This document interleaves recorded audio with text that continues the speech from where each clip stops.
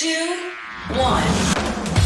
7 things you probably didn't know you need to know. I'm Jamie East, and this is the Smart 7. Good morning, it's Friday the 24th of September and it's the world's biggest coffee morning. And a big happy birthday to Brad Pitt, Theo Paphitis, Jack D and Ben Platt.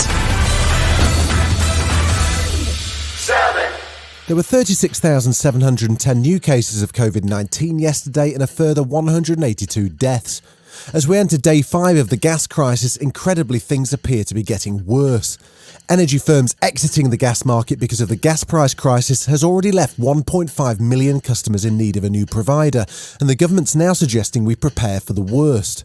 And as Labour's Shadow Energy Secretary Ed Miliband pointed out in the Commons, the energy regulator warned Energy Secretary Kwasi Kwarteng that there was a risk of this happening. I have a letter here that Ofgem wrote to him when he was the Energy Minister 18 months ago, warning about systemic risk to the energy supply sector as a whole. Kwasi wasn't having any of it. We haven't been complacent. The whole point about the supply of last resort process, which was interrogated last year, is that it's an organised process, well established. We interrogated all through the COVID process the systems that we had in place, and during that period the supply of last resort was found to work. Meanwhile, BP has had to temporarily close some fuel stations as it can't get enough HGV drivers for fuel deliveries. Tesco has warned of panic buying for Christmas, and even with rising energy prices, the universal credit cut is still due to go ahead.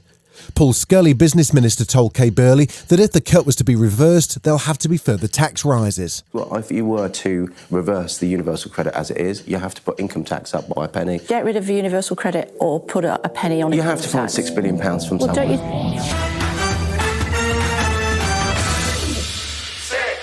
The UK has been shocked by the death on Friday evening of teacher Sabina Nessa in South East London. She was last seen walking through Cator Park in Kidbrooke at 8:30 in the evening on the way to meet a friend. Police have now arrested a man on suspicion of murder and are continuing to appeal for any witnesses to come forward. London Mayor Sadiq Khan says it's time society took violence against women seriously. We do have an epidemic when it comes to violence against women and girls. We need to make sure our boys are taught to respect girls. They're taught about healthy relationships. I think we need to make misogyny a hate crime. I think the inspector is spot on.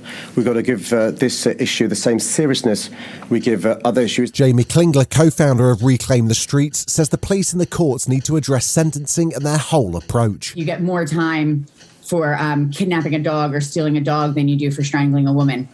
Something's really got to change. This woman was outside for 5 minutes going to meet her friend. You know, like, her family will be devastated forever because of this action. The US government finds itself at risk of shutting down once again as the regular wrangle over the US national debt comes round. This time with Democrats in charge, the Republicans who happily waved through tax cuts and extended the debt ceiling in the Trump era are refusing to get involved. Republican leader Mitch McConnell says not one Republican will vote to raise the debt ceiling. Right now, we have Democratic President, Democratic House, Democratic Senate. The previous debt ceiling was negotiated on a bipartisan basis in conjunction with a caps deal. This one is not being negotiated on a bipartisan basis. Nancy Pelosi isn't surprised. The former president was famous for not paying his bills, and they want to do that again, but we cannot let them do that.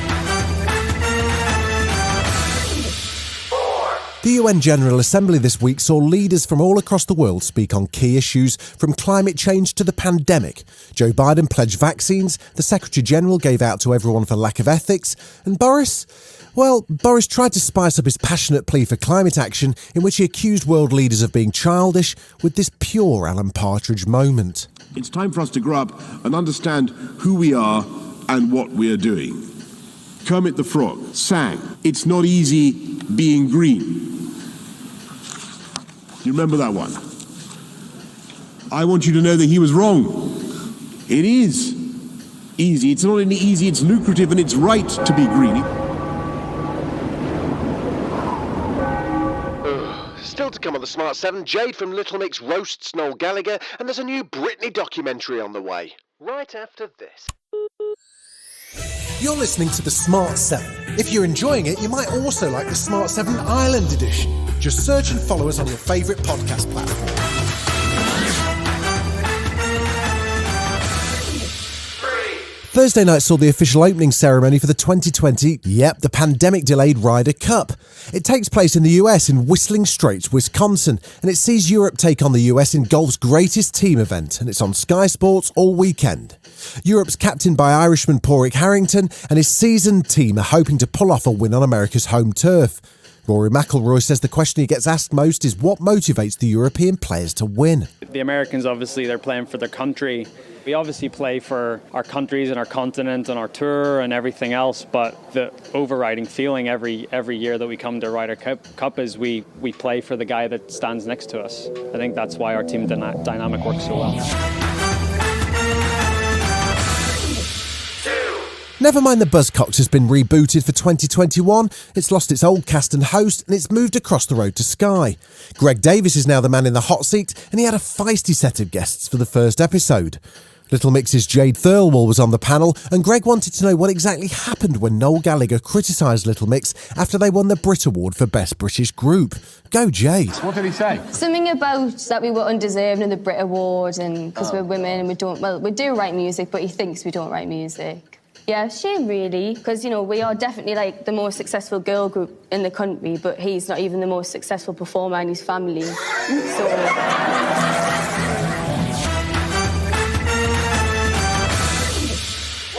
It seems like things are finally turning round for Britney Spears. Her new lawyers made huge progress on breaking her out of the conservatorship she's been in since 2008. Her dad is intending to step down, and she got insta-engaged to long-term boyfriend Sam Asghari.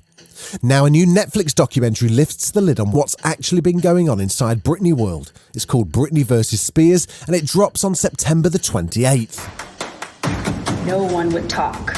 I'm not going to acknowledge that I was ever brought in to evaluate Britney Spears. Until they did. Someone very close to the conservatorship leaked me this confidential report.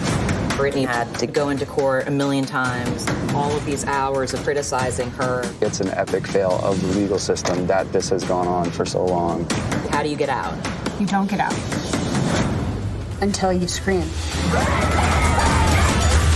This has been The Smart 7. Wherever you're listening, do us a favour and hit the follow button. We'll be back tomorrow at 7 a.m. Have a great day. Written, produced and published by Daft Doris.